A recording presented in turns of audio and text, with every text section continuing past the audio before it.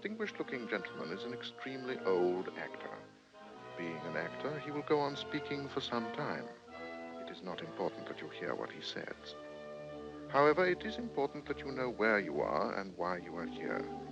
This is the dining hall of the Sarah Siddons Society. The occasion is its annual banquet and presentation of the highest honor our theater knows, the Sarah Siddons Award for Distinguished Achievement. These hallowed walls, indeed many of these faces, have looked upon Modjeska, Ada Rehan, and Minnie Fisk. Mansfield's voice filled this room. It is unlikely that the windows have been opened since his death. The minor awards, as you can see, have already been presented. Minor awards are for such as the writer and director, since their function is merely to construct a tower so that the world can applaud a light which flashes on top of it. And no brighter light has ever dazzled the eye than Eve Harrington. Eve. But more of Eve later. All about Eve, in fact. To those of you who do not read, attend the theater, listen to unsponsored radio programs, or know anything of the world in which you live, it is perhaps necessary to introduce myself. My name is Addison DeWitt. My native habitat is the theater. In it, I toil not, neither do I spin. I am a critic and commentator. I am essential to the theater. This is Karen Richards. She is the wife of a playwright, therefore of the theater by marriage. Nothing in her background or breeding should have brought her any closer to the stage than row E, center. However, during her senior year at Radcliffe, Lloyd Richards lectured on the drama. The following year, Karen became Mrs. Lloyd Richards. There are, in general, two types of theatrical producers. One has a great many wealthy friends who will risk a tax-deductible loss. This type is interested in art. The other is one to whom each production means potential ruin or fortune. This type is out to make a buck. Meet Max Fabian. He is the producer of the play, which has won for Eve Harrington the Sarah Siddons Award. Margo Channing is a star of the theater. She made her first stage appearance at the age of 4 in Midsummer Night's Dream. She played a fairy and entered, quite unexpectedly, stark naked. She has been a star ever since. Margo is a great star, a true star. She never was or will be anything less or anything else. Having covered in tedious detail not only the history of the Sarah Siddons Society, but also the history of acting since Thespis first stepped out of the chorus line, our distinguished chairman has finally arrived at our reason for being here. I have been proud and privileged to have spent my life in the theater, a poor player that struts and frets his hour upon the stage. And I've been honored to be, for 40 years, chief prompter of the Sarah Siddons Society. 39 times have I placed in deserving hands this highest honor the theater knows. Surely no actor is older than I. I've earned my place out of the sun. And never before has this award gone to anyone younger than its recipient tonight. How fitting that it should pass from my hands to hers. Such young hands, such a young lady, young in years, but whose heart is as old as the theater. Some of us are privileged to know her. We have seen beyond the beauty and artistry that have made her name resound through the nation. We know her humility, her devotion, her loyalty to her art, her love, her deep and abiding love for us, for what we are and what we do, the theater. She has had one wish, one prayer, one dream, to belong to us. Tonight her dream has come true, and henceforth we shall dream the same of her.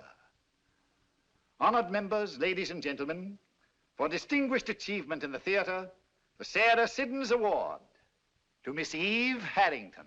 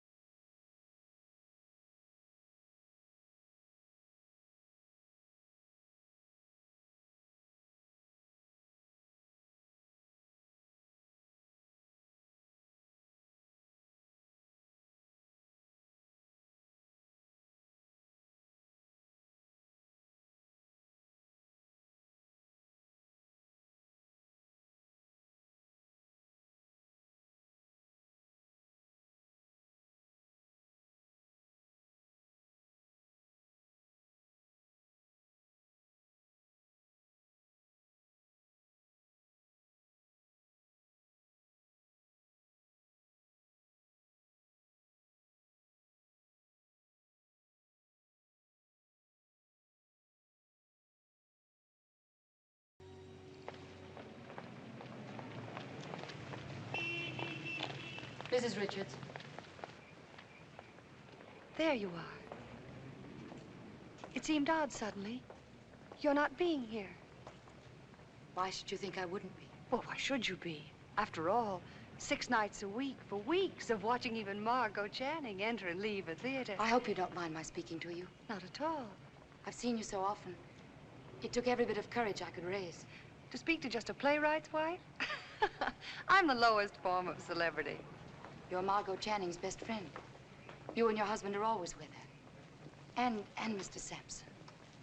What's he like? Bill Sampson? He's a director. He's the best. He'll agree with you. Tell me, what do you do in between the time Margo goes in and comes out? Just huddle in that doorway and wait? Oh, no. I see the play. You see the play? You've seen every performance of this play? Yes. But don't you find it, apart from everything else, don't you find it expensive? Standing room doesn't cost much. I manage. I'm going to take you to Margo. Oh, no. Oh, yes, she's got to meet you. No. No, I'd be imposing on her. I'd be just another tongue-tied, gushing fan. There isn't another like you. There couldn't be. But if I'd known, maybe some other time, looking like this. You look just fine. By the way, what's your name? Eve. Eve Harrington. Good evening, Gus. Good evening, Mrs. Richards. Good night, Gus. Good night. Good night, Gus. Good night.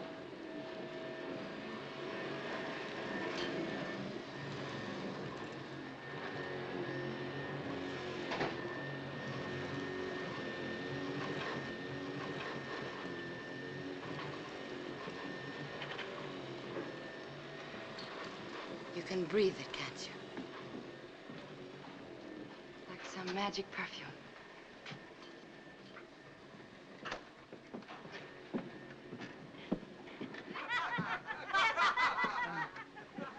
Wait right here. Don't run away. If the South had won the war, you could write the same plays about the North. Hi. Hello. Well, now, Miss Channing, How was the I don't think concert? you can rightly say we lost the war. Let me fix your drink. We was more starved out, you might say. That's why I don't understand all these plays about love-starved Southern women. Love was one thing we were never starved for in the South.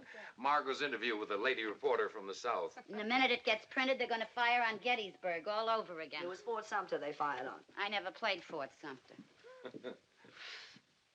Honey child had a point. Lloyd, honey, be a playwright with guts. Write me one about a nice, normal woman who just shoots her husband. You need new girdles. Buy some. Same size? Of course. I find these wisecracks increasingly less funny. Aged in Wood happens to be a fine and distinguished play. That's my loyal little woman. Well, the critics thought so. The audiences certainly think so. Packed houses, tickets 4 months in advance. I can't see that Lloyd's plays have hurt you any. Easy now. Oh, relax, kid. It's just me and my big mouth. It's just that you get me so mad sometimes. Of all the women in the world with nothing to complain about. Ain't it the truth? Yes, it is. You're talented, famous, wealthy. People waiting around night after night just to see you, even in the wind and the rain. Autograph fiends. They're not people. Those little beasts that run around in packs like coyotes. They're your fans, your audience. They're nobody's fans. They're juvenile delinquents. They're mental defectives. They're nobody's audience. They never see a play or a movie even. They're never indoors long enough. Well, there's one indoors right now. I brought her back to see you. You've what? She's just outside the door. The heave-ho. Oh, but you can't put her out. I promised. Margo, you've got to see her. She worships you. It's like something out of a book. That book is out of print, Karen. Those days are gone. But if you'd only see her, you're her whole life. You must have spotted her by now. She's always there.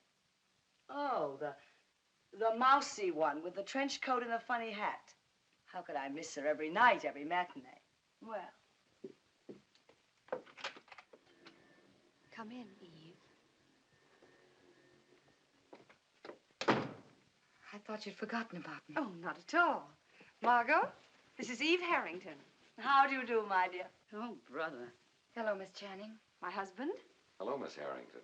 How do you do, Mr. Richards? And this is my dear friend and companion, Miss Bertie Coonan. Oh, brother. Miss Coonan. Oh, brother, what? When she gets like this, All of a sudden, she's playing Hamlet's mother. I'm sure you must have things to do in the bathroom, Birdie, dear. If I haven't, I'll find something till you get normal. Dear Birdie, won't you sit down, Miss Worthington? Harrington. I'm so sorry, Harrington. Won't you sit down? Thank you. Would you I like was just to drink telling this one Margo right and there Lloyd about beside how you? often you've seen the play. No, thank you. Yes, I've seen every performance. Every performance. Well, then am I safe in assuming you like it? I'd like anything Miss Channing played in. Would you really? How sweet. I doubt very much that you'd like her in the Hairy Ape. Oh, please don't misunderstand me, Mr. Richards. I think that part of Miss Channing's greatness lies in her ability to pick the best plays. Your new play is for Miss Channing, isn't it? Of course it is. How'd you hear about it? There was an item in the Times. I liked the title, Footsteps on the Ceiling. Yes, but let's get back to this one. Have you really seen every performance? Yes. Why? I'm curious. Well, if I didn't come to see the play, I wouldn't have anywhere else to go. There are other plays. Not with you in them. Not by Mr. Richards. But you must have friends, a home, family. Tell us about it, Eve. If I only knew how. Try. Well,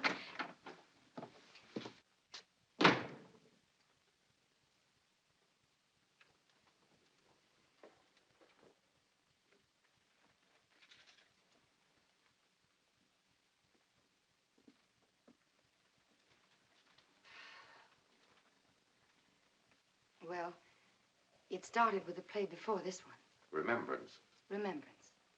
Did you see it here in New York? San Francisco. It was the last week. I went one night. Most important night of my life. Until now. I found myself going the next night, and the next, and the next. Every performance. Then, when the show went east, I went east. Eve, why don't you start at the beginning? Oh, couldn't possibly interest you. Please. I guess it started back home. Wisconsin, that is. It was just Mom and Dad and me. I was an only child. Used to make believe a lot when I was a kid. Acted out all sorts of things. What they were isn't important. But somehow, acting and make-believe began to fill up my life more and more. It got so I couldn't tell the real from the unreal. Except that the unreal seemed more real to me. I'm talking a lot of gibberish, aren't I? Not at all. Farmers were poor in those days. That's what Dad was, a farmer. I had to help out. So I quit school, went to Milwaukee, became a secretary in a brewery. When you're a secretary in a brewery, it's pretty hard to make believe you're anything else. Everything is beer. It wasn't much fun, but it helped at home. And there was a little theater group there, like a drop of rain on the desert.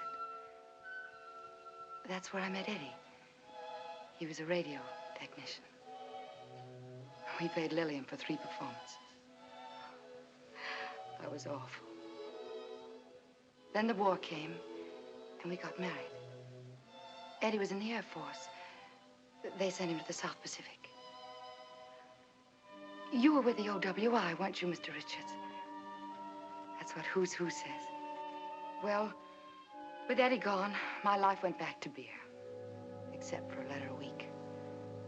One week he wrote me he had a leave coming up. I'd saved my money and vacation time and went to San Francisco to meet him. But Eddie wasn't there. They forwarded the telegram from Milwaukee. The one that came from Washington to say that Eddie wasn't coming at all. That Eddie was dead.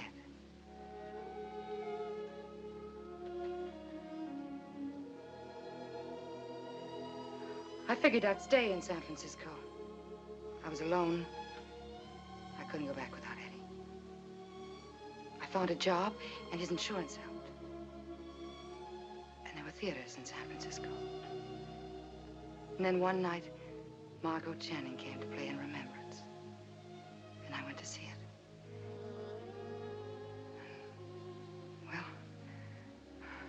I am.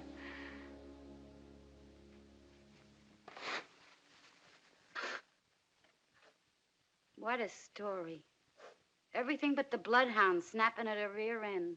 There are some human experiences, Birdie, that do not take place in a vaudeville house, and that even a fifth-rate vaudevillian should understand and respect. I want to apologize for Birdie. You don't have to apologize for me. I'm sorry if I hurt your feelings. It's just my way of talking. You didn't hurt my feelings, Miss Coonan. Call me Birdie. And as for being fifth rate, I closed the first half for 11 years, and you know it.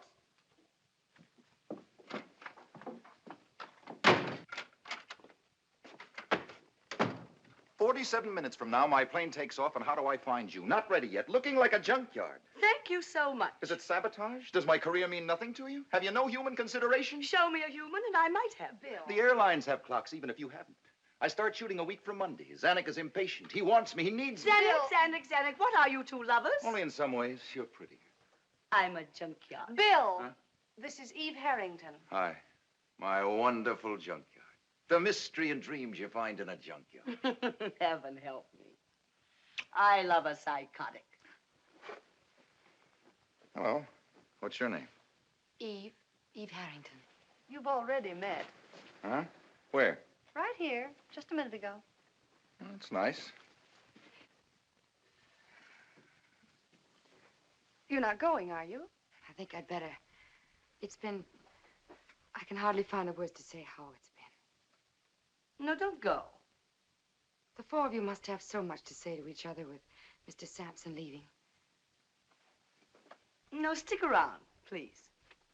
Tell you what, we'll put Stanislavski on his plane, you and I, and then go somewhere and talk. Well, if I'm not in the way. I won't be a minute.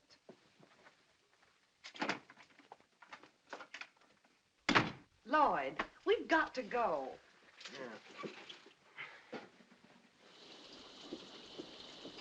Good night, Margo. I'll call you tomorrow. Not too early. Good luck, genius. Geniuses don't need good luck. I do. I'm not worried about you. Keep the thought. Good night, Eve. I hope I see you again soon. I'll be at the old stand tomorrow matinee. Not just that way. As a friend. I'd like that. It's been a real pleasure, Eve. I hope so, Mr. Richards. Good night. Good night. Mrs. Richards, I'll never forget this night as long as I live. And I'll never forget you for making it possible.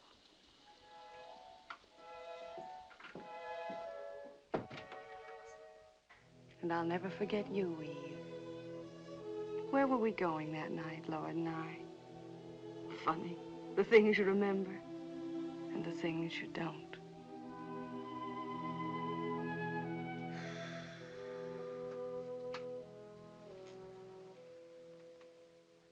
So you're going to Hollywood? Mm-hmm. Why? I just wondered. Just wondered what? Why? Why what? Why you have to go out there? I don't have to. I want to. Is it the money? 80% of it'll go for taxes. Then why? Why, if you're the best and most successful young director in the theater? The theater, the theater. What book of rules says the theater exists only within some ugly buildings crowded into 1 square mile of New York City? Or London, Paris, or Vienna? Listen, Junior, and learn. You want to know what the theater is? A flea circus. Also opera. Also rodeos, carnivals, ballets, Indian tribal dances, Punch and Judy, a one-man band, all theater. Wherever there's magic and make-believe and an audience, there's theater. Donald Duck, Ibsen and the Lone Ranger, Sarah Bernhardt and Poodle's Hannaford, Lupton Fontanne, Betty Grable, Rex the Wild Horse, Eleanor Duse, all theater. You don't understand them all. You don't like them all. Why should you? The theater's for everybody, you included, but not exclusively. So don't approve or disapprove. May not be your theater, but it's theater for somebody, somewhere. I just asked a simple question. And I shut my mouth off. Nothing personal, Junior. No offense. It's just that there's so much bourgeois in this ivory green room they call the theater. Sometimes it gets up around my chin. But Hollywood, you mustn't stay out there. It's only a one-picture deal. So few come back. Yeah. I read George Jean Nathan every week. Also Addison DeWitt. Every day. You didn't have to tell me. I understand it's the latest thing, one earring. If it isn't, it's going to be. I can't find the other one. Throw that dreary letter away. It bores me. Where do you suppose it could be? It'll show up. Oh, I give up. Look in the wigs. Maybe you got caught in one. Real diamonds in a wig. The world we live in. Where's my coat? Right where you left it. Oh. The seams. He can't take his eyes off my legs. Like a nylon lemon peel. Byron couldn't have said it more graciously. Here we go. Got any messages? What do you want me to tell Tyrone Power? Just give him my phone number. I'll tell him myself. Kill the people. You got your key? See you home.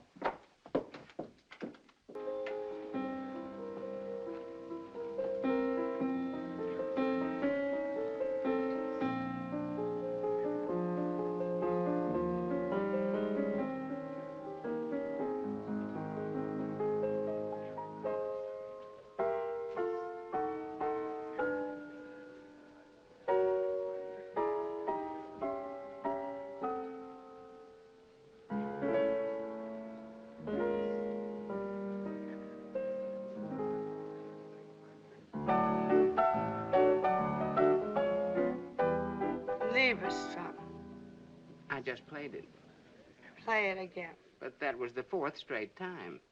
Then this will be 5.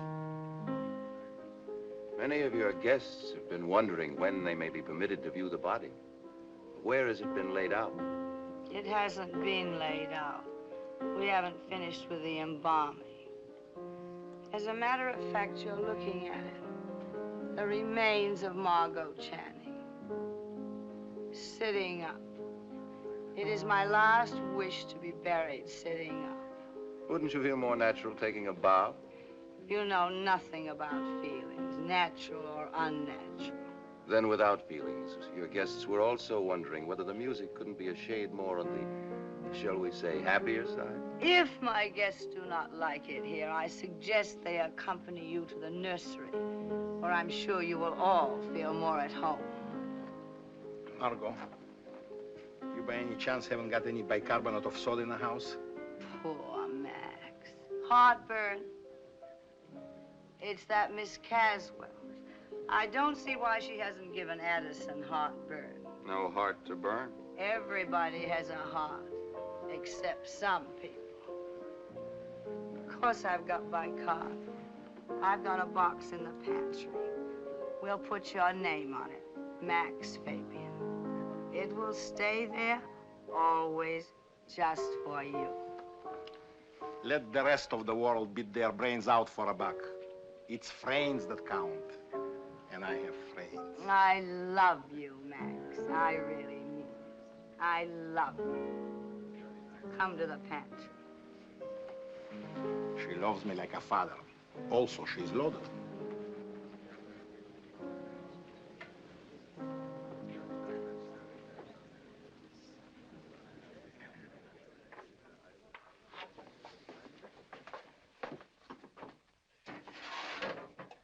There you are, Maxie, dear. One good burp and you'll be rid of that Miss Castle. The situation I'm in ain't the kind you can belch your way out of. I made a promise. To Miss Caswell? What?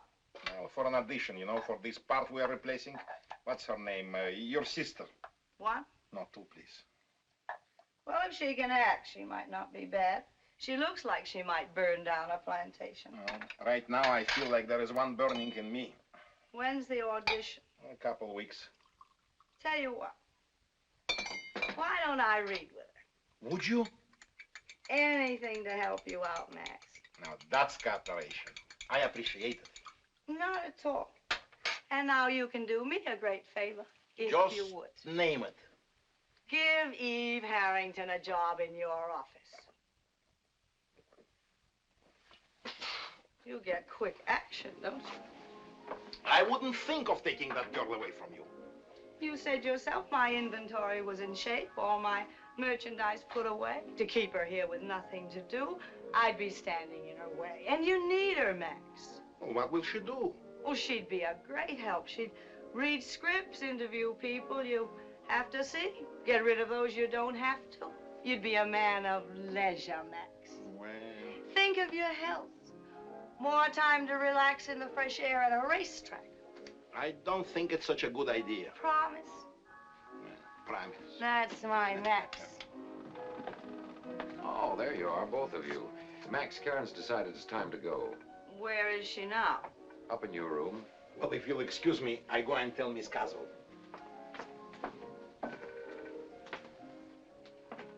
Who's left out there? Too many.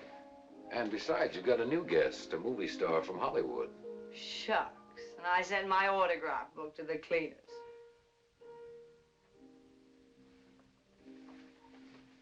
You disapprove of me when I'm like this, don't you? Well, not exactly. Sometimes, though, I wish I understood you better. When you do, let me in on it. I will. How's the new one coming? The play? Oh, all right, I guess. Cora. Still a girl of 20. 20 is just not important. Don't you think it's about time it became important? How do you mean? Don't be evasive. Margo, you haven't got any age. Miss Channing is ageless. Spoken like a press agent. I know what I'm talking about. After all, they're my plays. Spoken like an author. Lloyd, I'm not 20-ish. I'm not 30-ish. 3 months ago, I was 40 years old. 40. 4-0. That slipped out. I hadn't quite made up my mind to admit it. Now I suddenly feel as if I'd taken all my clothes off. Week after week, to thousands of people, you're as young as you want. As young as they want, you mean? I'm not interested whether thousands of people think I'm 6 or 600. Just one person, isn't that so? You know what this is all about, don't you? It has very little to do with whether you should play Cora. It has everything to do with the fact that you've had another fight with Bill. Bill's 32. He looks 32. He looked at 5 years ago. He'll look at 20 years from now. I hate men. Don't worry, Lloyd. I'll play your play. I'll wear rompers and come in rolling a hoop, if you like. Who'd show up at this hour? It's time people went home. Hold that coat up. Whose is it? Some Hollywood movie stars. Her plane got in late. Discouraging, isn't it? Women with furs like that where it never even gets cold. Hollywood. Tell me, Eve, how are things going with you? Happy? There should be a new word for happiness. Being here with Miss Channing has been I just can't say. She's been so wonderful, done so much for me. Lloyd says Margo compensates for underplaying on stage by overplaying reality. Next to that sable my new make seems like an old bed jacket. You've done your share, Eve. You've worked wonders with Margo. Good night. Mrs. Richards. Karen. Karen. Isn't it awful? I'm about to ask you for another favor. After all you've done already. Nobody's done so much, Eve. You've got to stop thinking of yourself as one of the 100 neediest cases. What is it? Miss Channing's affairs are in such good shape, there isn't enough to keep me as busy as I should be, really. Not that I'd even consider anything that would take me away from her. But the other day, when I heard Mr. Fabian tell Miss Channing that her understudy was going to have a baby, And they'd have to replace her. And you want to be Margo's new understudy. I don't let myself think about it even. But I do know the part so well. And every bit of the staging. There'd be no need to break in a new girl.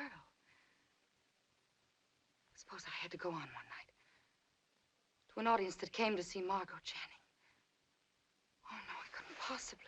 Well, I wouldn't worry too much about that. Margo just doesn't miss performances. If she can walk, crawl, or roll, she plays. The show must go on. No, dear. Margo must go on. As a matter of fact, I don't see any reason why you shouldn't be her understudy. Do you think Miss Channing would approve? I think she'd cheer. But Mr. Richards and Mr. Sampson. They'll do as they're told. Then, would you speak to Mr. Fabian about it? Of course. You won't forget? I won't forget. I seem to be forever thanking you for something, don't I?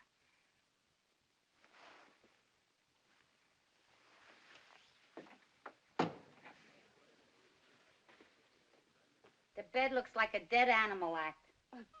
Which one is Sable's? But she just got here. Well, she's on her way with half the men in the joint. It's only a fur coat. What'd you expect, live Sables?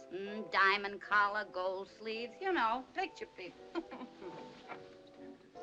Every now and then, some elder statesman of the theater or cinema assures the public that actors and actresses are just plain folks, ignoring the fact that their greatest attraction to the public is their complete lack of resemblance to normal human beings.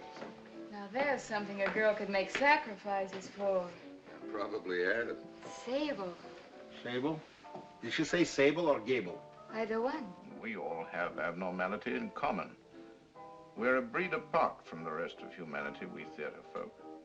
We are the original displaced personalities. You won't have to read his column tomorrow, Eve. You just heard it. I don't agree, Addison. That happens to be your particular abnormality. Well, I'll admit there's a screwball element in the theater. It sticks out. It's got spotlights on it and a brass band. But it isn't basic. It isn't standard. If it were, the theater couldn't survive. Oh, waiter. And that isn't a waiter, my dear. That's a butler. Well, I can't yell, "Oh, Butler," can I? Maybe somebody's name is Butler. You have a point. An idiotic one, but a point. I don't want to make trouble. All I want is a drink. Leave it to me. I'll get you one. Thank you, Mr. Fabian.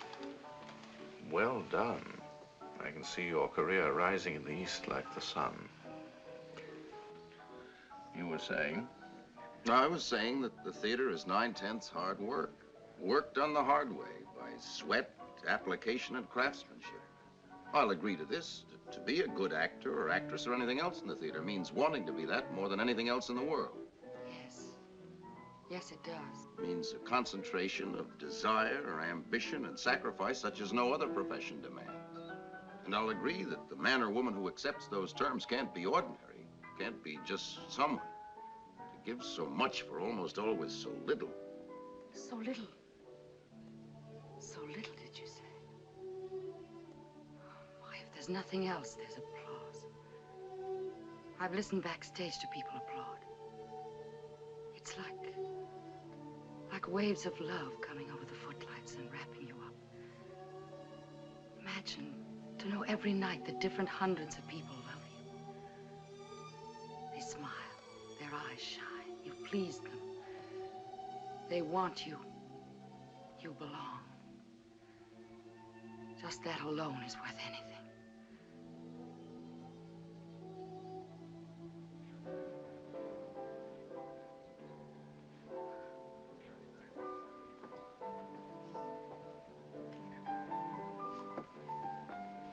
Don't get up.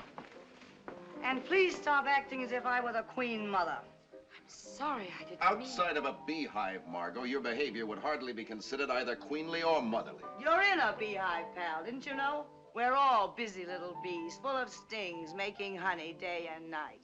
Aren't we, honey? Margo, really? Please don't play governess, Karen. I haven't your unyielding good taste. I wish I could have gone to Radcliffe, too, but Father wouldn't hear of it. He needed help behind the notions counter.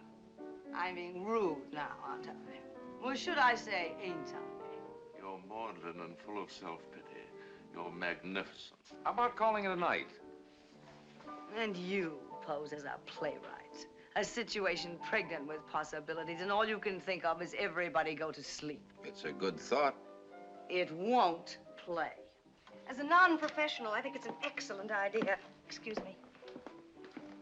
Undramatic, perhaps, but practical. Happy little housewife. Cut it out. This is my house, not a theater. In my house, you're a guest, not a director. Then stop being a star. And stop treating your guests as your supporting cast. Now, let's not get into a big hassle. It's about time we did. It's about time Margo realized that what's attractive on stage need not necessarily be attractive off. All right. I'm going to bed.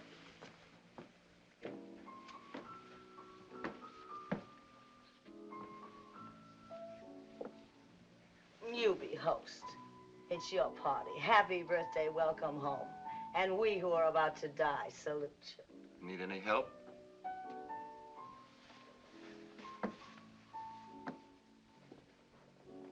To put me to bed, take my clothes off, hold my head, tuck me in, turn out the lights, and tiptoe out.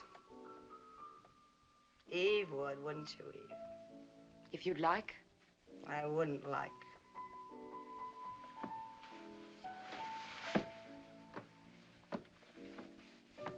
Oh, I forgot I had it. I didn't.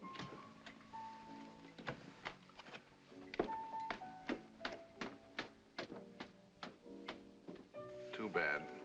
We're gonna miss the third act. They're gonna play it off stage. Coming, Max? In a minute. Eve, you mustn't mind Margo too much, even if I do. There must be some reason. Something I've done without knowing. The reason is Margo, and don't try to figure it out. Einstein couldn't. But if I thought I'd offended her of all people. Eve, I'm fond of Margo, too. But I know Margo.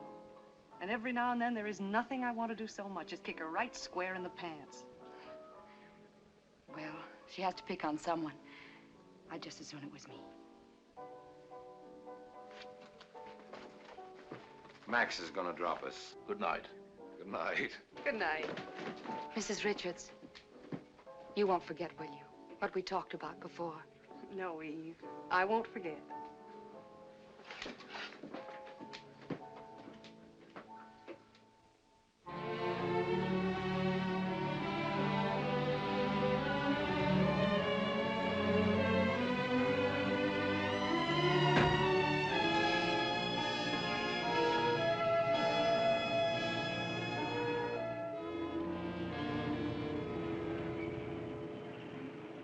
Why so remote, Addison? I should think you'd be at the side of your protege, lending her moral support. Miss Caswell at the moment is where I can lend no support, moral or otherwise. In the ladies, shall we say, lounge? Being violently ill to her tummy. It's good luck before an audition. She'll be all right once it starts. Miss Caswell got lucky too late. The audition is over.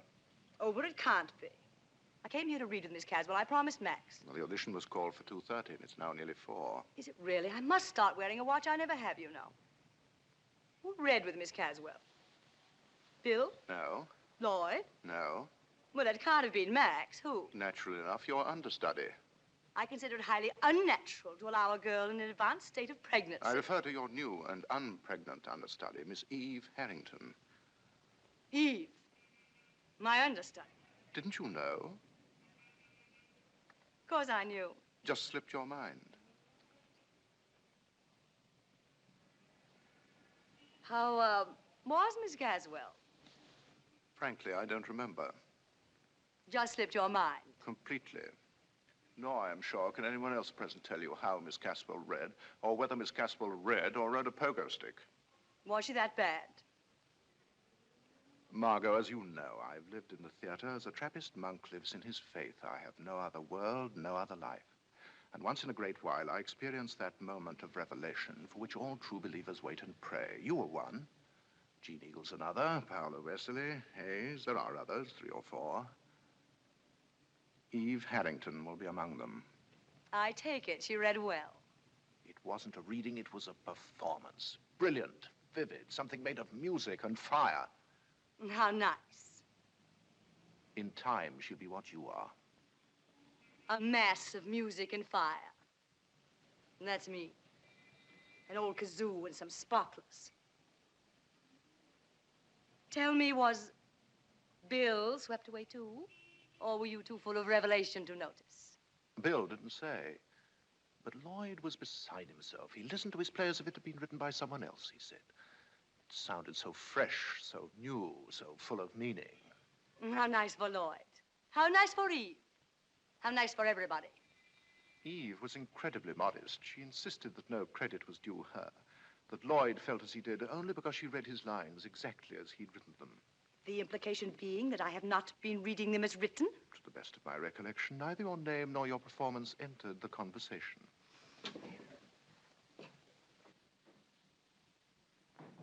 Ah.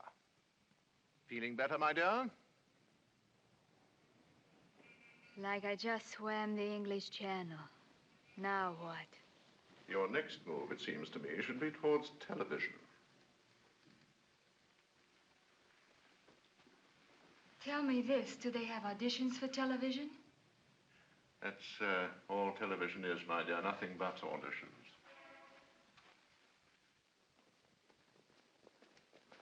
Ah, Margo, darling.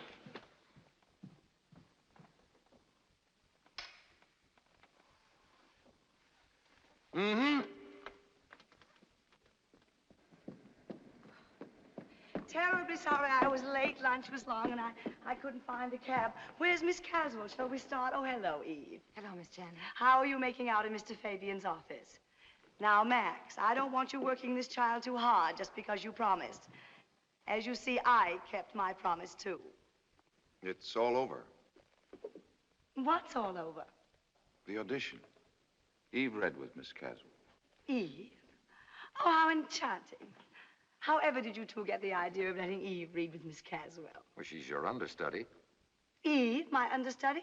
I had no idea. Oh, I thought you knew. She was put on over a week ago. It seems inconceivable. I've never seen her backstage, but of course, with so many people loitering about, well, well. So Eve is not working for Max after all. Max, you sly puss. Miss Channing, I can't tell you how glad I am that you arrived so late. Really, Eve? Why? If you'd been here to begin with, I never would have dared to read at all. Why not? If you'd come in the middle, I would have stopped. I couldn't have gone on. What a pity. All that fire and music being turned off. What fire and music? You wouldn't understand. How was Miss Caswell? Back to the Copacabana. But Eve, Margo, let me tell you about Eve. I was dreadful, Miss Channing. Believe me, I have no right to be anyone's understudy, much less yours. I'm sure you underestimate yourself, Eve. You always do. You were about to tell me about Eve. You'd have been proud of her. I'm sure. She was a revelation. Oh, to you, too. What do you mean by that? Well, I mean, among other things, it must have been a revelation to have a 24-year-old character played by a 24-year-old actress. Well, that's beside the point. It is right to the point. Also, it must have seemed so new and fresh to you, so exciting to have your lines read just as you wrote them. Addison. So full of meaning, fire, and music. You've been talking to that venomous fishwife, Addison DeWitt. In this case, apparently as trustworthy as the World Almanac. You knew when you came in that the audition was over, that Eve was your understudy, playing that childish little game of cat and mouse. Not mouse, never mouse. If anything, rat. This genius of yours for making a barroom brawl out of a perfectly innocent misunderstanding at most. Perfectly innocent. Men have been hanged for less. I'm lied to, attacked behind my back, accused of reading your silly dialogue as if it were the holy gospel. I never said it was. When you listen as if someone else had written your play, whom do you have in mind? Arthur Miller, Sherwood, Beaumont, and Fletcher? May I say a word? No! What makes you think either Miller or Sherwood would stand for the nonsense I take from you? You'd better stick to Beaumont and Fletcher. They've been dead for 300 years. All playwrights should be dead for 300 years. That would solve none of their problems because actresses never die.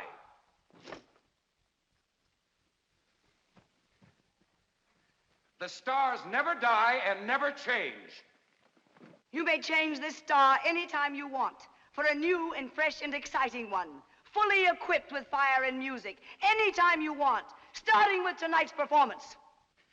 This is for lawyers to talk about. This concerns the run of the play contract that you cannot rewrite or ad lib. Are you threatening me with legal action, Mr. Fabian? Are you breaking the contract? Answer my question. Who am I to threaten? I'm a dying man. I don't hear you. I said I'm a dying man. Not until the last drugstore has sold its last pill. I shall never understand the weird process by which a body with a voice suddenly fancies itself as a mind. Just when exactly does an actress decide they're her words she's saying and her thoughts she's expressing? Usually at the point when she has to rewrite and rethink them to keep the audience from leaving the theater. It's about time the piano realized it has not written a concerto.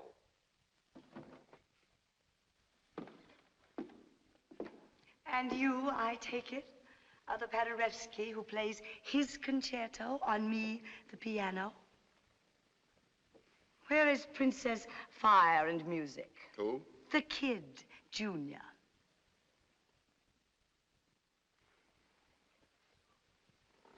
Go on. I must have frightened her away. I wouldn't be surprised. Sometimes you frighten me. Poor little flower. Dropped her petals and folded her tent. Don't mix your metaphors. I'll mix what I like. Okay, mix.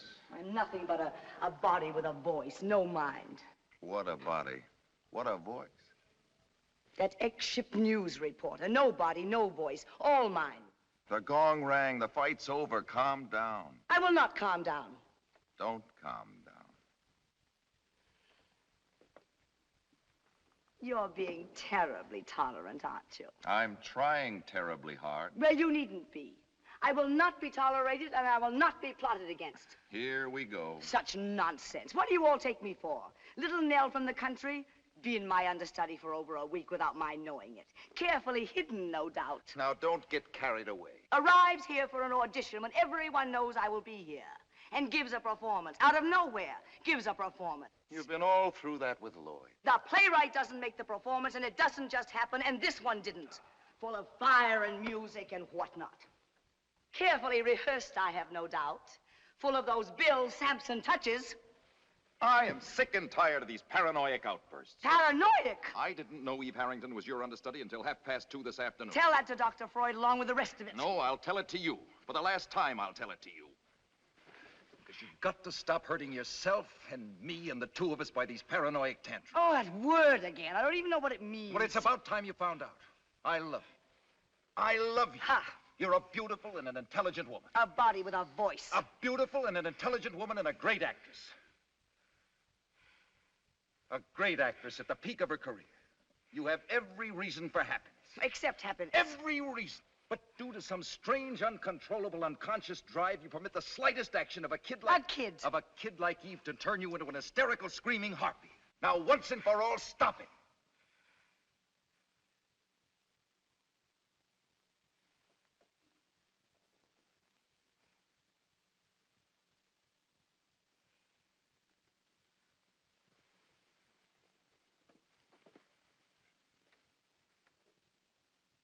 It's obvious you're not a woman.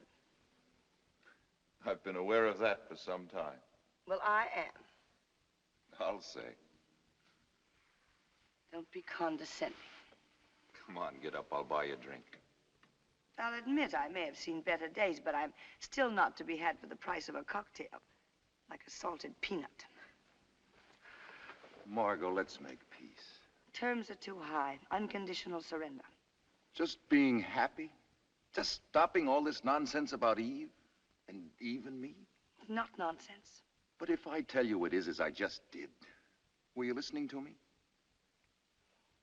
Isn't that enough? I wish it were. Then what would be enough? If we got married? I wouldn't want you to marry me just to prove something. You've had so many reasons for not wanting to marry me. Margo, tell me what's behind all this. I don't know, Bill. It's just a feeling. I don't know. I think you do know. But you won't or can't tell me. I said before it was going to be my last try, and I meant it.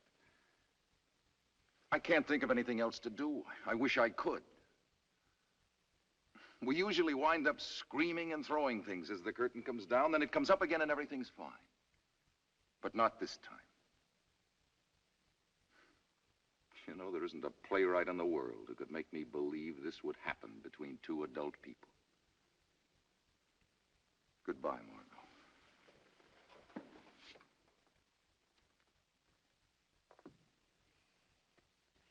Bill,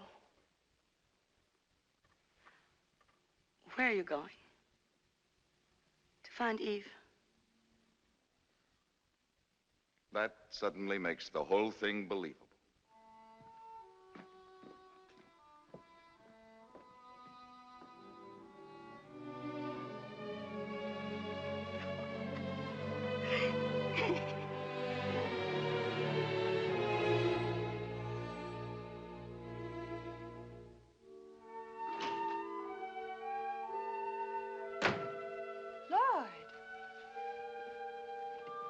What's happened? Up to here, that's where I've got it. Up to here.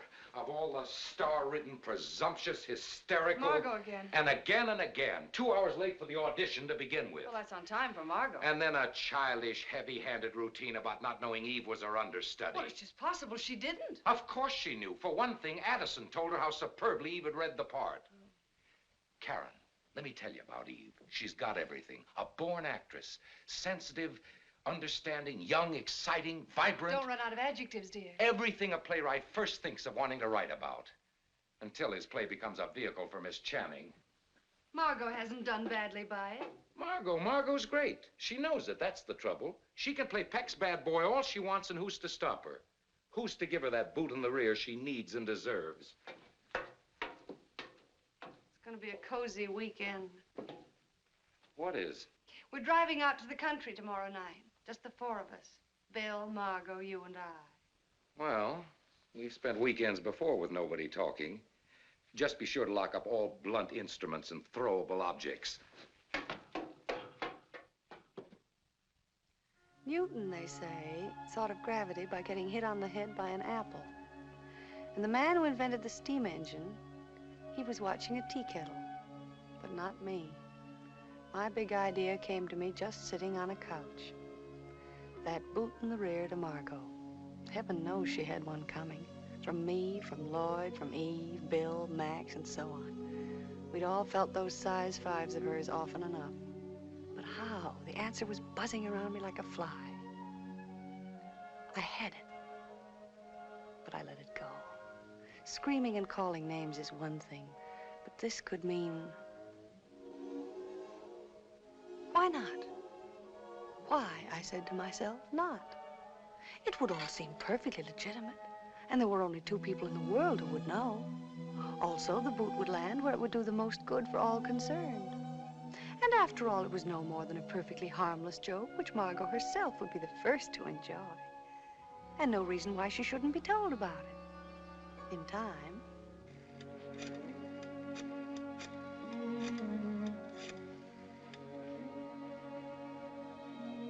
Hello. Will you please call Miss Eve Harrington to the phone? Not at all, I'll wait. It was a cold weekend, outside and in. Bill didn't come at all. Margo didn't know where he was and didn't care, she kept saying.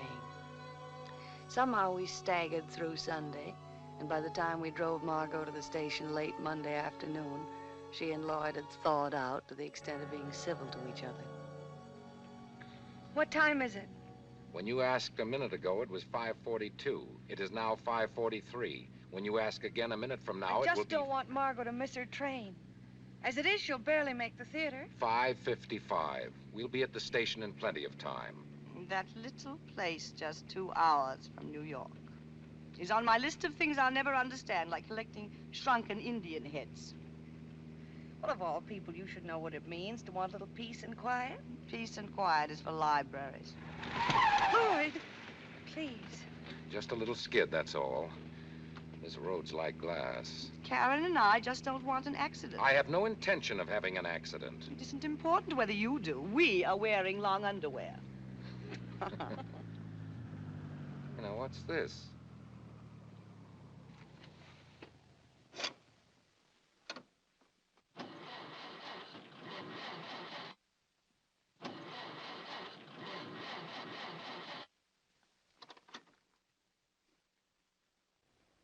But it can't be. We can't be out of gas. I filled it myself yesterday. Wasn't it full when you drove to Brewster this morning? Well, I guess I didn't look. You know I don't pay attention to those things. Just incredible. How much time have we got? Oh, roughly 10 minutes. How far to the station? Oh, about 3 or 4 miles. Any houses or farms around where we can borrow some gas? Well, none in sight. There's not much along this back road. Not many cars either, not much chance of a lift. Well, no sense in just sitting here. I'm going to walk up about a half a mile, just in case.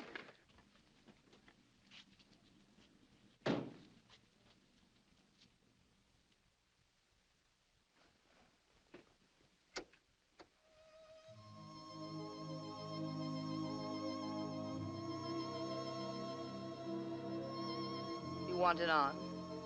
Doesn't matter. I detest cheap sentiment.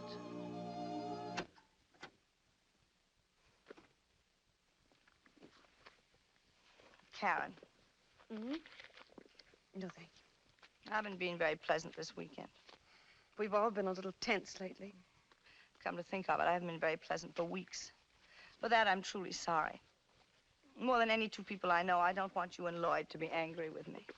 We're never deeply angry. We just get mad the way you do. We know you too well. And so many people know me. I wish I did. I wish someone would tell me about me. You're Margo. Just Margo. What is that? Besides something spelled out in light bulbs, I mean. Besides something called a temperament, which consists mostly of swooping about on a broomstick and screaming at the top of my voice. Infants behave the way I do, you know. They carry on and misbehave. They'd get drunk if they knew how. When they can't have what they want. When they feel unwanted or insecure or unloved. What about Bill? What about Bill?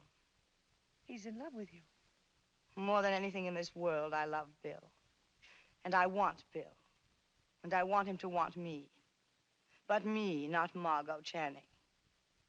And if I can't tell them apart, how can he? Well, why should he and why should you? Bill's in love with Margo Channing. He's fought with her, worked with her, and loved her. But 10 years from now, Margo Channing will have ceased to exist. And what's left will be what? Margo, Bill is all of 8 years younger than you. And those years stretch as the years go on. I've seen it happen too often. Not to you, not to Bill. Isn't that what they always say?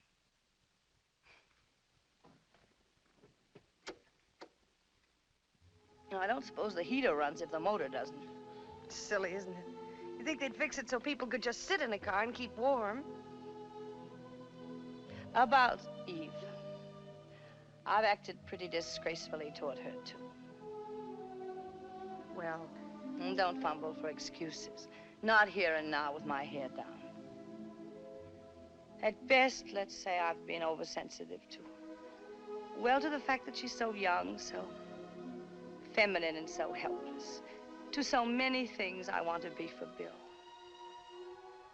Funny business, a woman's career. The things you drop on your way up the ladder so you can move faster. You forget you'll need them again when you get back to being a woman. It's one career all females have in common, whether we like it or not. Being a woman. Sooner or later, we've got to work at it. No matter how many other careers we've had or wanted. And in the last analysis, nothing's any good unless you can look up just before dinner or turn around in bed and there he is. Without that, you're not a woman. You're something with a French provincial office or a book full of clippings. But you're not a woman.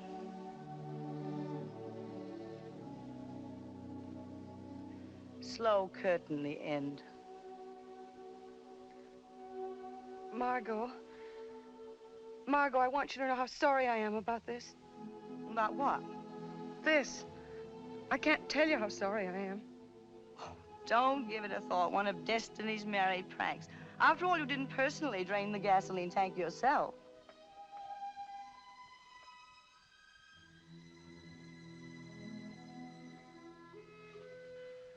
Eve, of course, was superb. Many of the audience understandably preferred to return another time to see Margo. But those who remained cheered loudly, lustily, and long for Eve. How thoughtful of her to call and invite me that afternoon. And what a happy coincidence that several representatives of other newspapers happened to be present. All of us invited that afternoon to attend an understudy's performance about which the management knew nothing until they were forced to ring up the curtain at 9 o'clock. Coincidence. You were better than all right, kid. You gave a performance. You rang a bell. Little things here and there, but it doesn't matter. You can be proud of yourself. You've got a right to be. Are you proud of me, Bill? I'll admit I was worried when Max called. I had my doubts. You shouldn't have had any doubts. Well, after all, the other day was one scene. The woods are full of one-scene sensations. But you did it. With work and patience, you'll be a good actress. If that's what you want to be. Is that what you want me to be? I'm talking about you and what you want. So am I. What have I got to do with it? Everything. The names I've been called, but never Svengali. Good luck. Don't run away, Bill. From what would I be running? You're always after truth on the stage. What about off?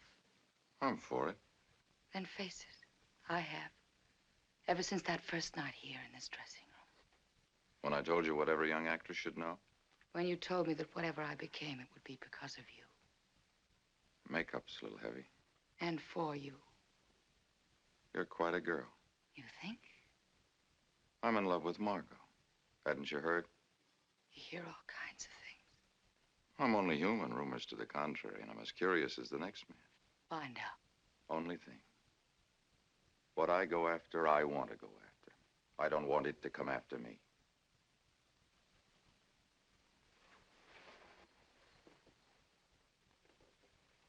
Don't cry. Just score it as an incomplete forward pass.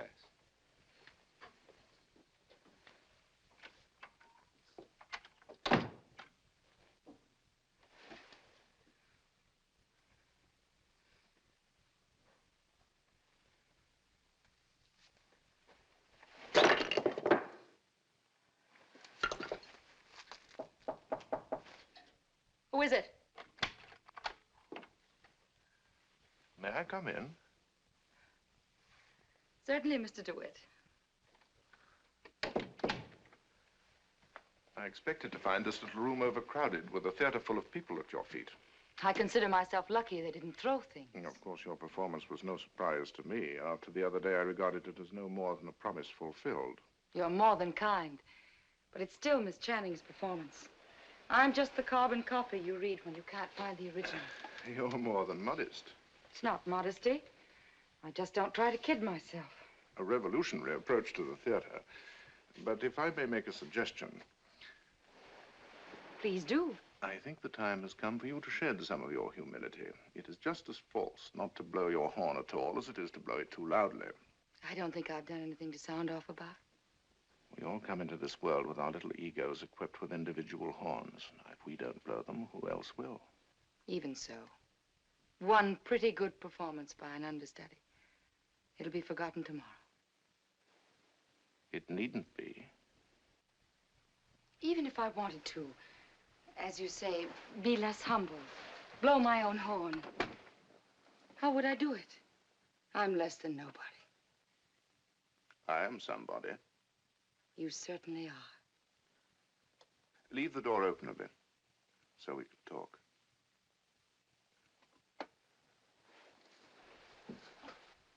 After you change, if you're not busy elsewhere, we could have supper. I'd love to. Or should I pretend I'm busy? Let's have a minimum of pretending. I shall want to do a column about you. I'm not even enough for a paragraph. Perhaps more than one. There's so much I want to know. I've heard your story in bits and pieces. Your home in Wisconsin, your tragic marriage, your fanatical attachment to Margo. It started in San Francisco, didn't it? I say your idolatry of Margo started in San Francisco, didn't it? That's right. San Francisco, an oasis of civilization in the California desert. Tell me, do you share my high opinion of San Francisco? Yes, I do. And that memorable night when Margo first dazzled you from the stage, what theater was it in San Francisco? Was it the Schubert? Yes, the Schubert. Fine old theater, the Schubert. Full of tradition, untouched by the earthquake, or should I say fire. Tell me, what was your husband's name? Eddie? Eddie what? I'm about to go into the shower. I won't be able to hear you. Oh, well, it can wait. Where would you like to go? We must make this a special night. You take charge. I believe I will.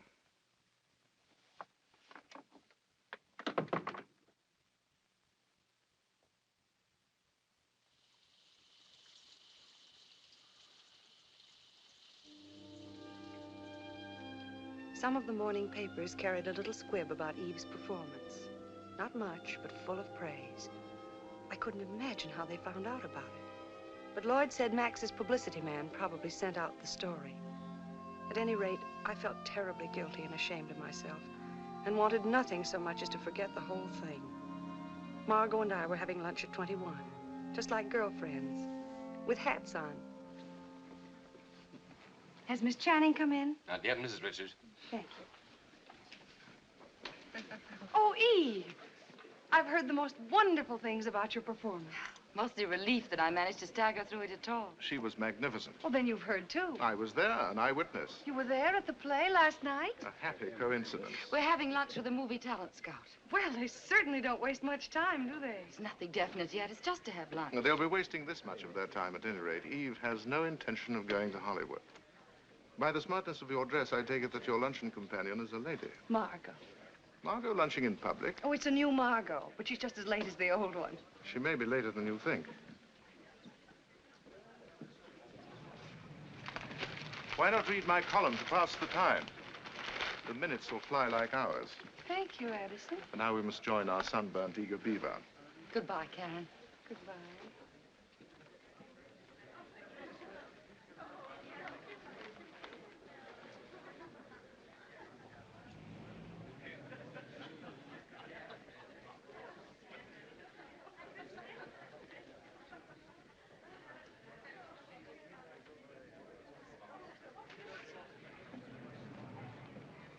And so my hat, which has, lo, these many seasons become more firmly rooted about my ears, is lifted to Miss Harrington.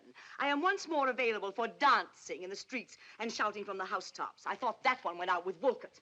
Now, down here, listen to this. Miss Harrington had much to tell, and these columns shall report her faithfully about the lamentable practice in our theater of permitting, shall we say, mature actresses to continue playing roles requiring a youth and vigor for which they retain but a dim memory. I just can't believe it. It gets better.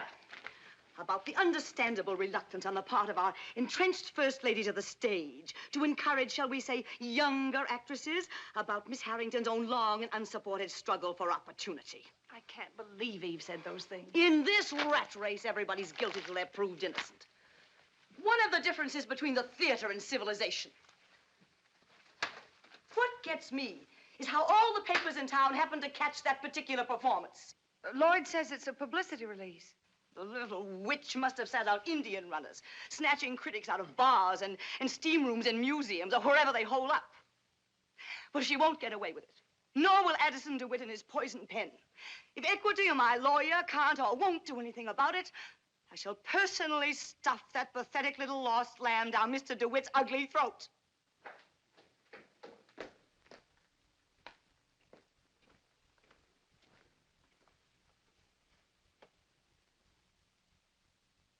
I came as soon as I read that piece of filth. I ran all the way.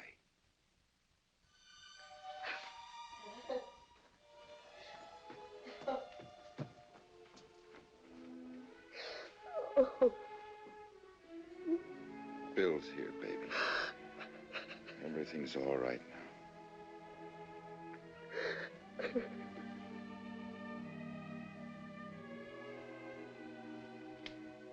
I guess at this point, I'm what the French call de trop. Maybe just a little around the edges.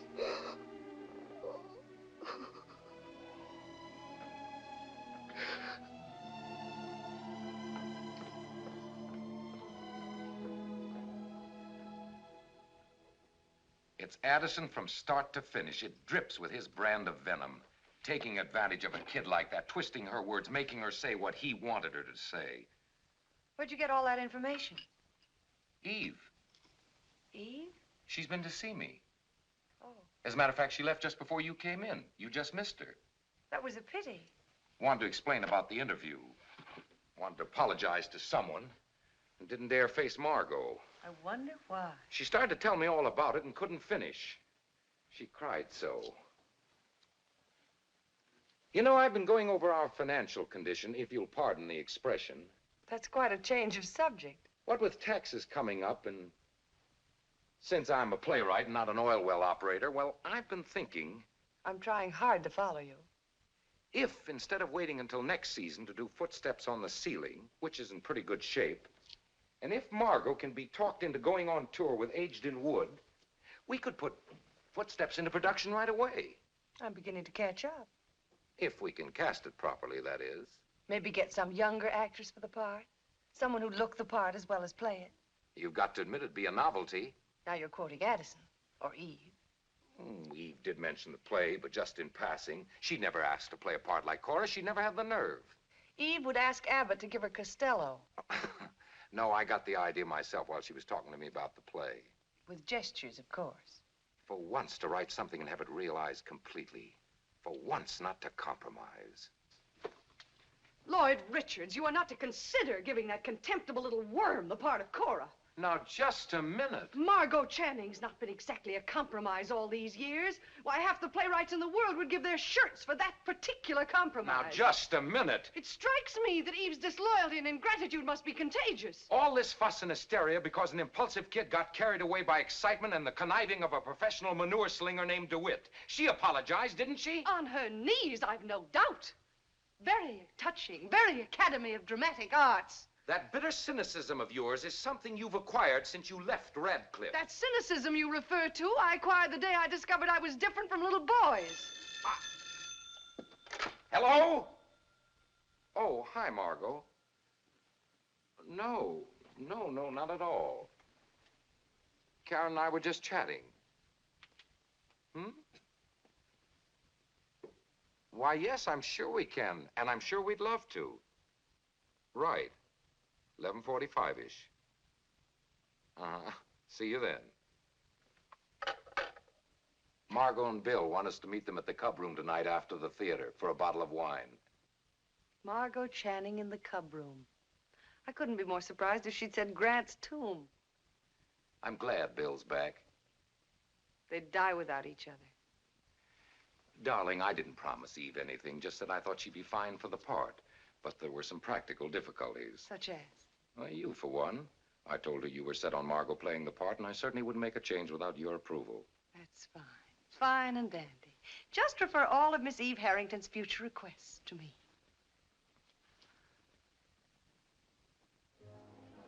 The so-called art of acting is not one for which I have a particularly high regard. Yeah. But you may quote me as follows, quote, "Tonight, Miss Margo Channing gave a performance in your cockamamie play, the like of which I have never seen before and expect rarely to see again," unquote. He does not exaggerate. I was good. You were great. It's been quite a night. I understand that your understudy, Miss Harrington, has given her notice. Too bad. I'm broken up about it. For some reason, you just can't pick up champagne and drink it. Somebody's got to be very witty about a toast. I shall propose the toast, without wit, with all my heart. To Margo, to my bride-to-be. Glory, hallelujah. Full of all that you... When are you going to do it? Tomorrow we meet at City Hall at 10. And you're going to be on time. Yes, sir. City Hall, that's for prize fighters and reporters. I see a cathedral, a bishop, banks of flowers. It's only for the license. There's a 3-day wait for blood tests and things like that. I'll marry you if it turns out you have no blood at all. What are you going to wear? Something simple, a fur coat over a nightgown. The point is this. In a cathedral, a ballpark, or a penny arcade, we want you two beside us as our nearest and dearest friends. Which we are, which we'll always be. There are very few moments in life as good as this. Let's remember it. To each of us and all of us, never have we been more close. May we never be farther apart. Mrs. Richards? Yes? To you. Oh, thank you. Very indiscreet. Note in the open like that. Next time, tell your lover to blow smoke rings or tap a glass.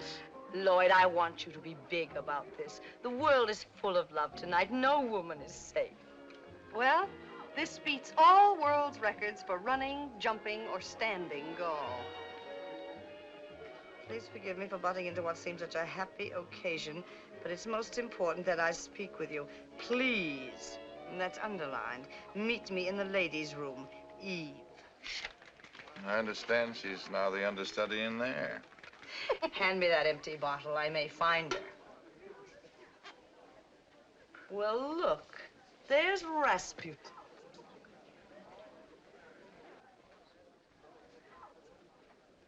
Encore du champagne. Oh, more champagne, Miss Jenny? That's what I said, Bub. After all, maybe she just wants to apologize. I have no possible interest in anything she'd have to say. But what could she say? That's what fascinates me. Go on, find out. Karen, during all the years of our long friendship, I have never let you go to the ladies' room alone.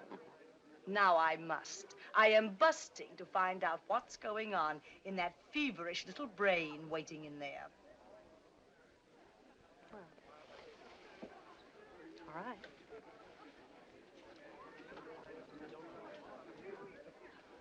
Karen. How nice.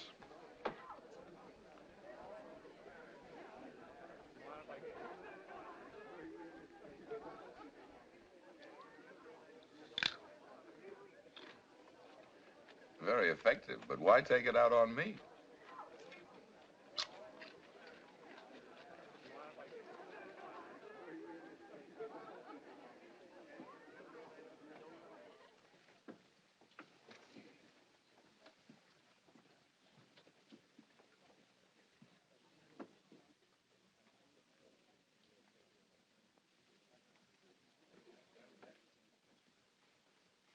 I was wondering whether you'd come at all.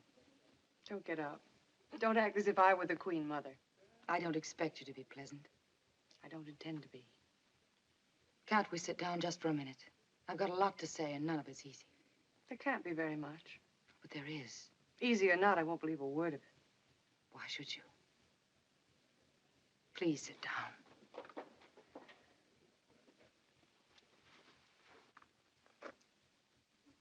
You know, I've always considered myself a very clever girl. Smart. Good head on my shoulders, that sort of thing. Never the wrong word at the wrong time. But then I'd never met Addison DeWitt. I remember I had a tooth pulled once. They gave me some anesthetic. I don't remember the name. It affected me strangely. I found myself saying things I wasn't even thinking. As if my mind was someplace outside of my body and couldn't control what I did or said. And you felt just like that talking to Addison? In a way. You find yourself trying to say what you mean. But somehow the words change. They become his words.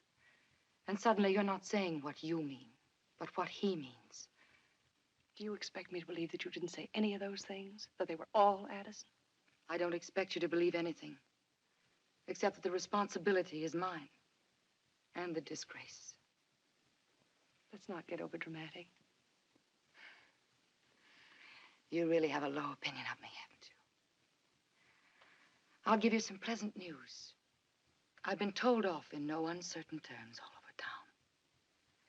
Miss Channing should be happy to hear that. To know how loyal her friends are. How much more loyal than she had a right to expect me to be. Eve, don't cry. I'm not crying. Tell me, how did your luncheon turn out with the man from Hollywood? Some vague promises of a test, that's all. If a particular part should come along, one of those things. But the raves about your performance. An understudy's performance. Oh, well, I think you're painting the picture a little blacker than it is, really. If nothing else, and don't underestimate him, you have a powerful friend in Addison. He's not my friend. You were my friends. He can help you. I wish I'd never met him. I'd like him to be dead. I want my friends back. Eve. I don't think you meant to cause unhappiness, but you did. More to yourself, perhaps, as it turned out, than to anyone else. I'll never get over it. Oh, yes, you will. You theater people always do. Nothing is forever in the theater. Whatever it is, it's here. It flares up, burns hot, and it's gone. I wish I could believe that. Give yourself time. Don't worry too much about what people think. You're very young and very talented. And believe it or not, if there's anything I can do. There is something. I think I know. Something most important you can do. You want to play Cora. You want me to tell Lloyd I think you should play it. If you told him so, he'd give me the part. He said he would. After all you've said, don't you know that part was written for Margo? It might have been 15 years ago. It's my part now. You talk just as Addison said you did. Cora is my part. You've got to tell Lloyd it's for me. I don't think anything in the world would make me say that. Addison wants me to play it. Over my dead body. That won't be necessary. Addison knows how Margo happened to miss that performance. How I happened to know she'd miss it in time to call him and notify every paper in town. It's quite a story. Addison could make quite a thing of it. Imagine how snide and vicious he could get and still tell nothing but the truth. I had a time persuading him. You better sit down. You look a bit wobbly.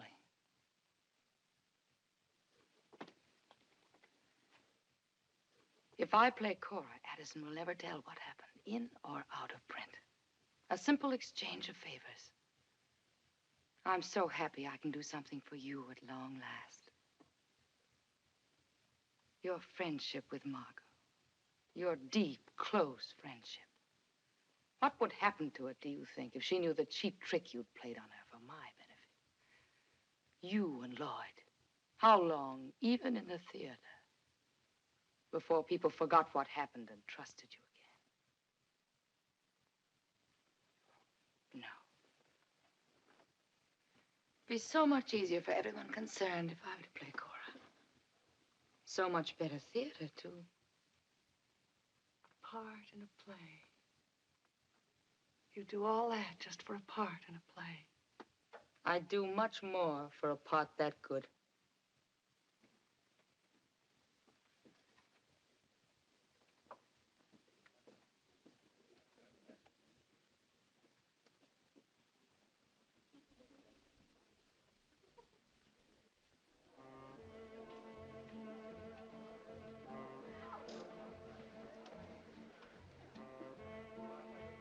Hungry? I'm not surprised after all that humble pie. Nothing of the kind. Karen and I had a nice talk. Heart to heart, woman to woman, including a casual reference to the part of Cora and your hopes of playing it? I discussed it very openly. I told her I'd spoken to Lloyd and that he was interested. And Karen mentioned, of course, that Margo expects to play the part. Oddly enough, she didn't say a word about Margo. Hmm. Just that she'll be happy to do what she can to see that I play. Just like that, eh? Just like that. You know, Eve, sometimes I think you keep things from me. I don't think that's funny. It wasn't meant to be. I confide in you and rely on you more than anyone I've ever known. To say a thing like that now, without any reason, when I need you more than ever. I hope you mean what you say. I intend to hold you to it. We have a great deal in common, it seems to me.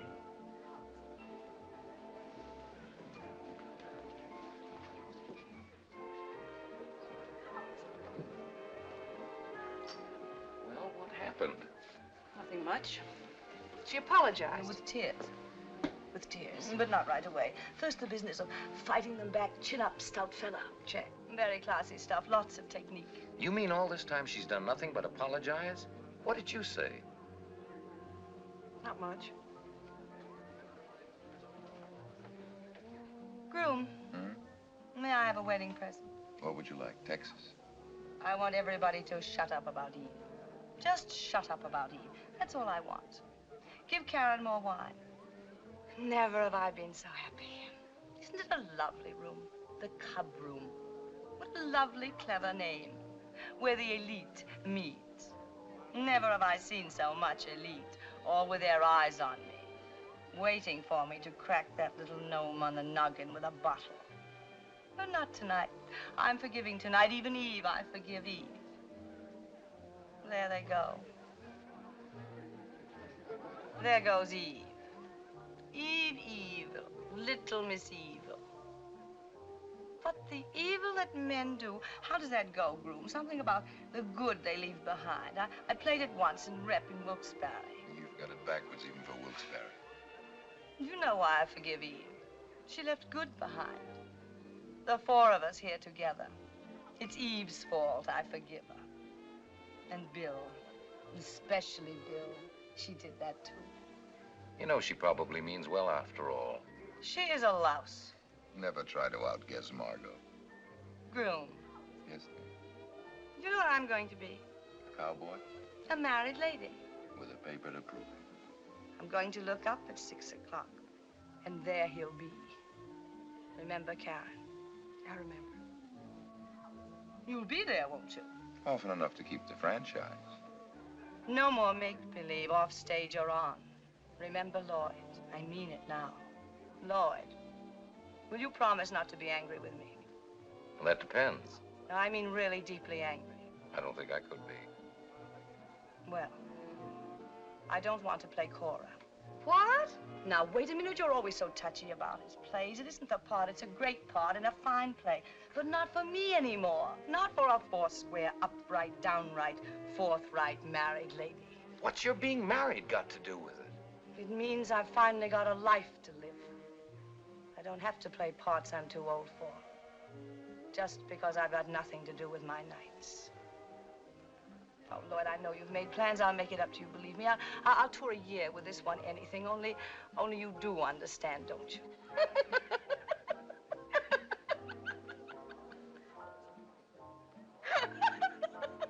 What's so funny?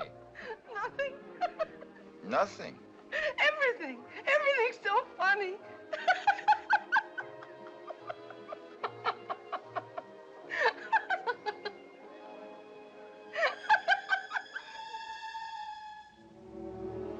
Lloyd never got around, somehow, to asking whether it was all right with me for Eve to play Cora. Bill, oddly enough, refused to direct the play at first, with Eve in it. Lloyd and Max finally won him over. Margo never came to rehearsal. Too much to do around the house, she said. I'd never known Bill and Lloyd to fight as bitterly and often, and always over some business for Eve, or a move, or the way she read a speech. But then I'd never known Lloyd to meddle as much with Bill's directing, as far as it affected Eve, that is. Somehow, Eve kept them going. Bill stuck it out. Lloyd seemed happy. And I thought it might be best if I skipped rehearsals from then on. It seemed to me I had known always that it would happen, and here it was. I felt helpless. That helplessness you feel when you have no talent to offer, outside of loving your husband. How could I compete? Everything Lloyd loved about me, he'd gotten used to long ago.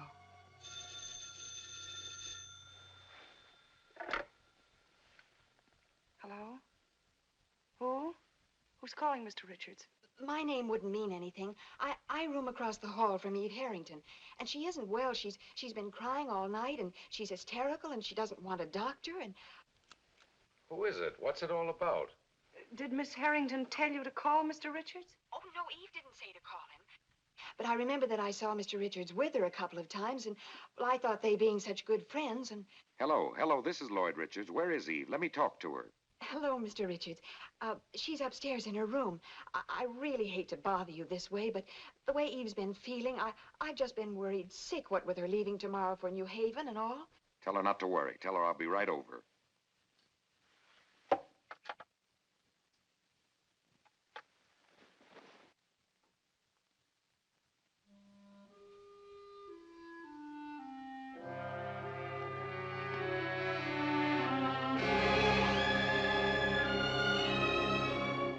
To the theater world, New Haven, Connecticut, is a short stretch of sidewalk between the Schubert Theater and the Taft Hotel, surrounded by what looks very much like a small city.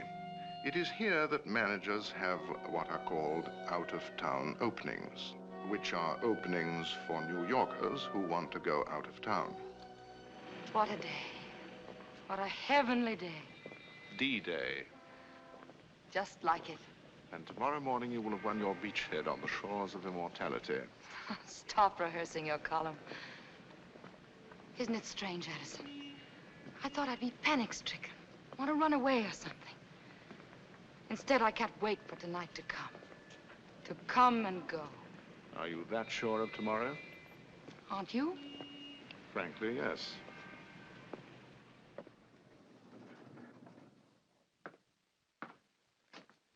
It'll be a night to remember. It'll bring me everything I've ever wanted. The end of an old road, the beginning of a new one. All paved with diamonds and gold? You know me better than that.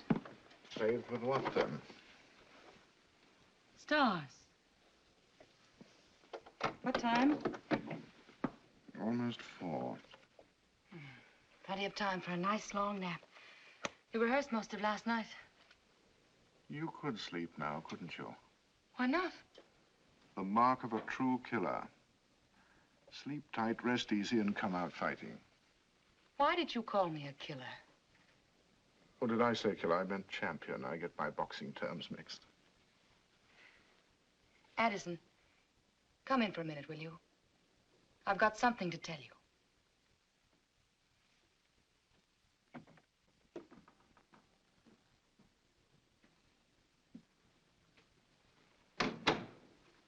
Sweets are for expense accounts. Aren't you being extravagant?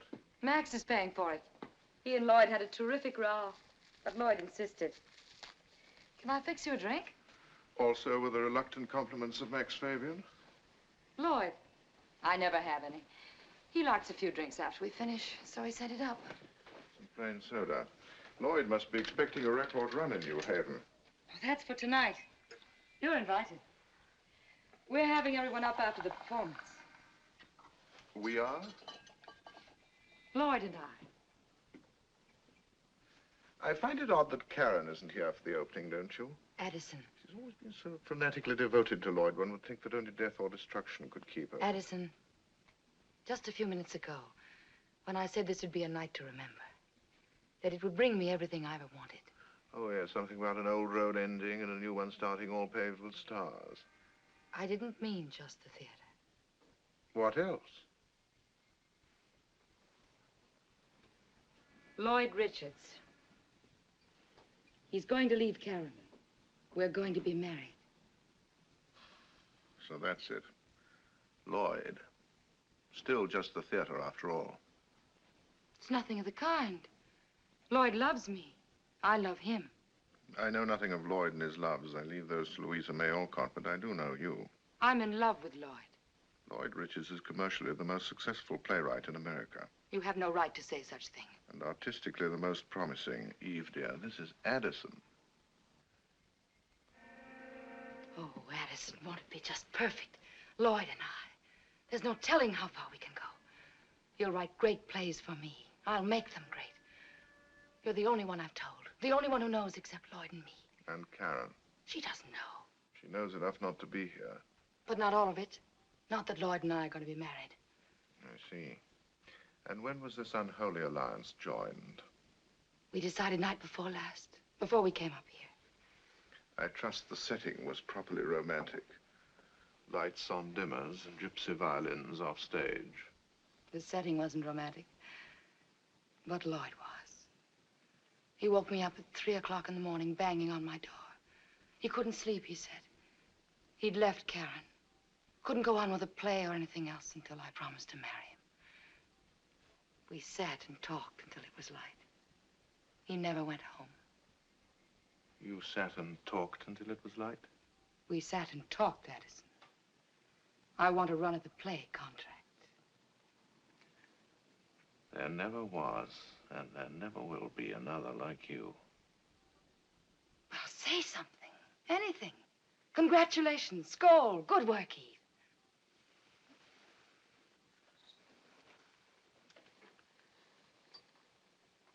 What do you take me for? I don't know that I'd take you for anything. Is it possible, even conceivable, that you've confused me with that gang of backward children you play tricks on? That you have the same contempt for me as you have for them? I'm sure you mean something by that, Addison, but I don't know what. Look closely, Eve. It's time you did. I am Addison DeWitt. I'm nobody's fool, least of all yours. I never intended you to be. Yes, you did, and you still do. I still don't know what you're getting at. But right now I want to take my nap. It's important right now that we talk. Killer to killer. Champion to champion. Not with me, you're no champion. You're stepping way up in class. Addison, will you please say what you have to say, plainly and distinctly, and then get out so I can take my nap? Oh, very well, plainly and distinctly, though I consider it unnecessary because you know as well as I do what I'm going to say. Lloyd may leave Karen, but he will not leave Karen for you. What do you mean by that? More plainly and more distinctly, I have not come to New Haven to see the play, discuss your dreams, or pull the ivy from the walls of Yale. I've come here to tell you that you will not marry Lloyd, or anyone else for that matter, because I will not permit it. What have you got to do with it? Everything. Because after tonight, you will belong to me. Belong? To you? I can't believe my ears. A dull cliche. Belong to you? It sounds medieval. Something out of an old melodrama. So does the history of the world for the past 20 years. I don't enjoy putting it as bluntly as this. Frankly, I'd hoped that somehow you would have known, that you would have taken it for granted that you and I... Taken it for granted? That you and I...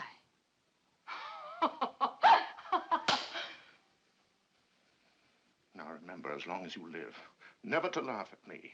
At anything or anyone else, but never at me. Get out. You're too short for that gesture. Besides, it went out with Mrs. Fisk. Then if you won't get out, I'll have you thrown out. Don't pick up that phone. Don't even touch it. Something told you to do what I said, didn't it? That instinct is worth millions. You can't buy it, Eve. Cherish it. When that alarm goes off, go to your battle stations. To begin with, your name is not Eve Harrington. It's Gertrude Slozinski. What of it? It's true your parents were poor, and they still are. They would like to know how you are and where. They haven't heard from you for 3 years. What of it? A matter of opinion, granted. It's also true that you worked in a brewery. But life in the brewery was apparently not as dull as you pictured it. In fact, it got less and less dull until your boss's wife had your boss followed by detectives. She never proved anything, not a thing. But the $500 you got to get out of town brought you straight to New York, didn't it?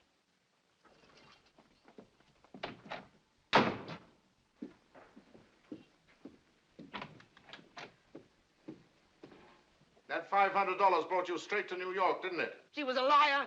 She was a liar! Answer my question. Weren't you paid to get out of town? There was no Eddie, no pilot. You've never been married.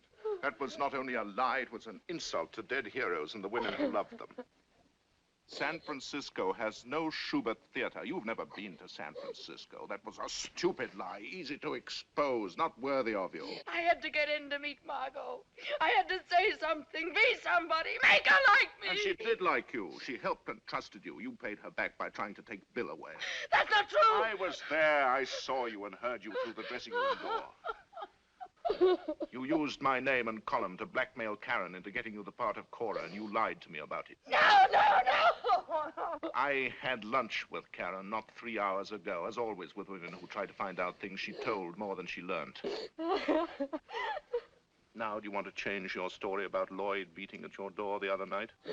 Please, please. That I should want you at all suddenly strikes me as the height of improbability. But that in itself is probably the reason. You're an improbable person, Eve, and so am I. We have that in common.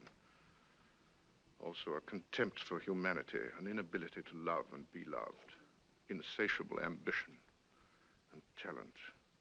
We deserve each other. Are you listening to me? Then say so. Yes, Addison. And you realize and you agree how completely you belong to me? Yes, Addison. Then take your nap. And good luck for tonight.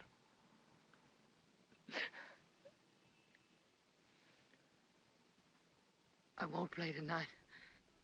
I couldn't. Not possibly. I couldn't go on. Couldn't go on?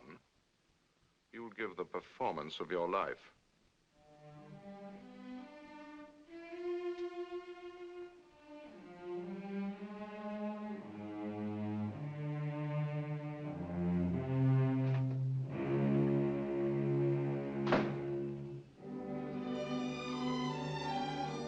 And she gave the performance of her life. And it was a night to remember that night.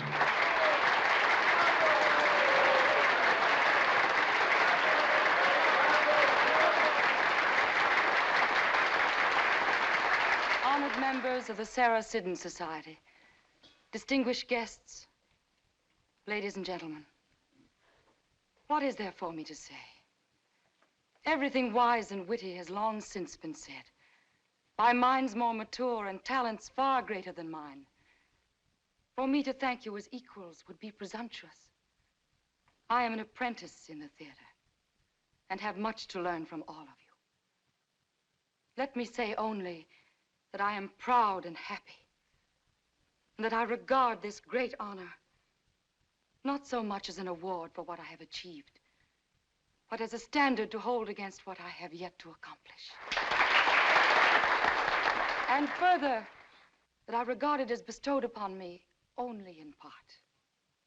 The larger share belongs to my friends in the theater, and to the theater itself, which has given me all I have. In good conscience, I must give credit where credit is due. To Max Fabian. Dear Max. Dear, sentimental, generous, courageous Max Fabian, who took a chance on an unknown, untried amateur.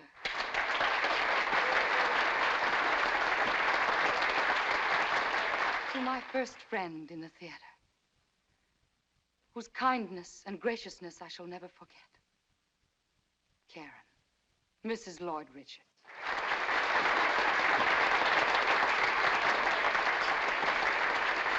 It was Karen who first brought me to one whom I'd always idolized. One who became my benefactress and champion. A great actress and a great woman. Margo Channing.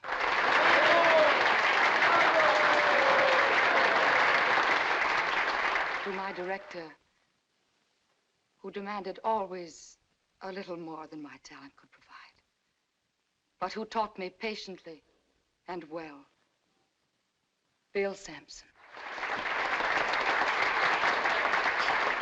And one without whose great play and faith in me, this night could never have been. How can I repay Lloyd Richards? How can I repay the many others, so many I couldn't possibly name them all, whose help, guidance, and advice have made this the happiest night of my life possible. Although I am going to Hollywood next week to make a film, do not think for a moment that I am leaving you. How could I? My heart is here in the theater, and 3,000 miles are too far to be away from one's heart. I'll be back to claim it, and soon. That is, if you want me back.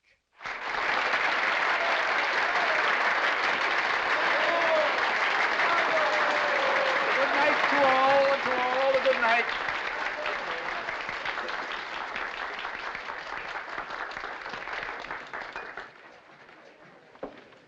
For services rendered beyond the whatever it is of duty, darling.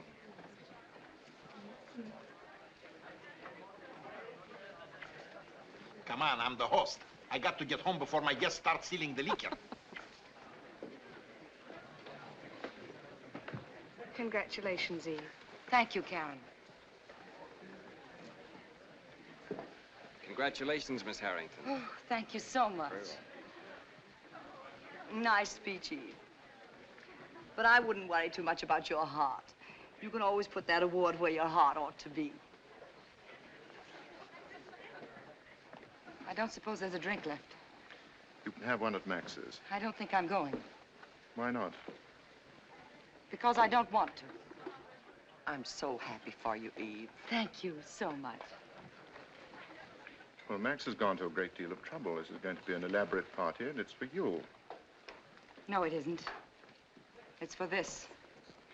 It's the same thing, isn't it? Exactly. Here, take it to the party instead of me. You're being very childish. I'm tired. I want to go home. Very well. I'll drop you off. I shall go to the party alone. I have no intention of missing it.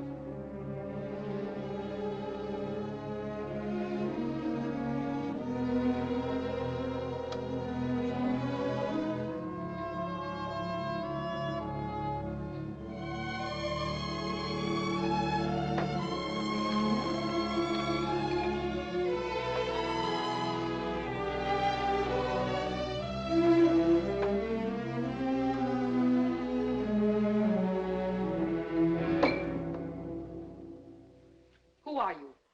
Miss Harrington. What are you doing here? I guess I fell asleep. Please don't have me arrested. Please, I didn't steal anything. You can search me.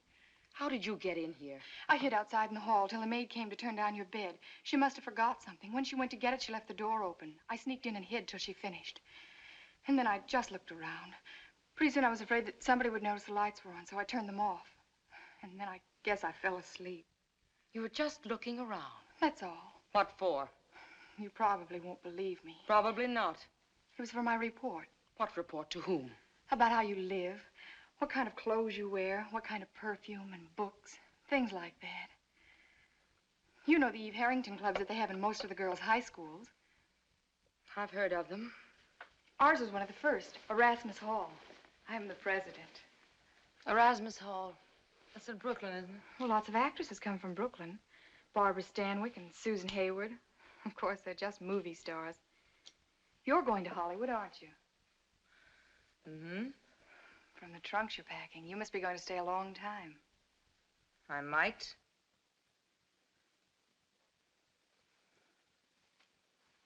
That spilled drink's gonna ruin your carpet. Maid'll fix it in the morning. I'll just clean up the mess. Don't bother. How'd you get up here from Brooklyn?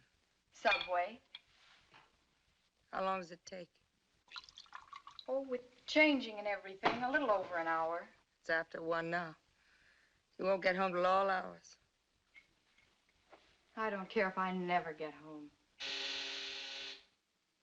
That's the door. You rest. I'll get it.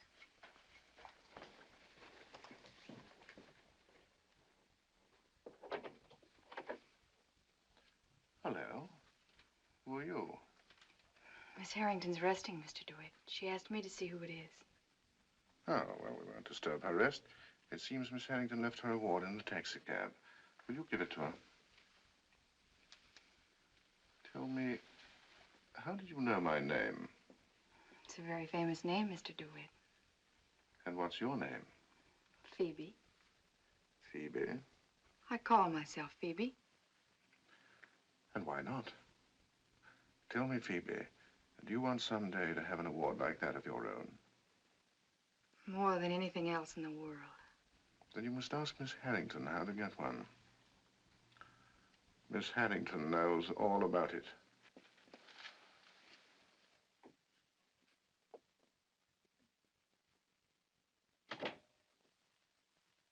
Who was it? Just a taxi driver, Miss Harrington. You left your award in his cabin. He brought it back. Oh. Put it on one of the trunks, will you? I want to pack it. Sure, Miss Harrington.